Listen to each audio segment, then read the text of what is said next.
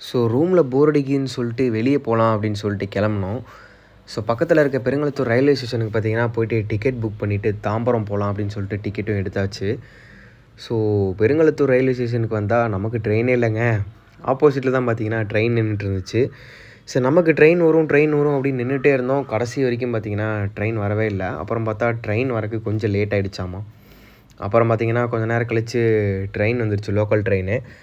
So அந்த time பார்த்தீங்கன்னா peak hour. So ரொம்ப நேரம் பார்த்தீங்கன்னா நின்றுட்டு இருந்ததில் ரொம்ப கூட்டமாக ஆகிடுச்சு. ஒரு வழியாக ட்ரெயின் பார்த்தீங்கன்னா பக்கத்தில் வந்துருச்சுங்க. ஸோ வந்துட்டு ட்ரெயினில் ஏறலாம் அப்படின்னு சொல்லிட்டு ட்ரெயின் ஏறி நேராக தாம்பரம் கிளம்பி போயிட்டோம். ஸோ போகிறப்ப பார்த்தீங்கன்னா அப்படியே வேடிக்கை பார்த்துட்டு ஜாலியாக அப்படியே போயிட்டோங்க. ஸோ தாம்பரம் போயிட்டு ஒரு ஒர்க்கு, ஸோ அந்த ஒர்க்கை முடிச்சுட்டு ரிட்டன் பார்த்தீங்கன்னா நம்ம பெருங்களத்தூருக்கு பார்த்தீங்கன்னா ட்ரெயின் புக் பண்ணியாச்சு. ஸோ டிக்கெட் வாங்கியாச்சு.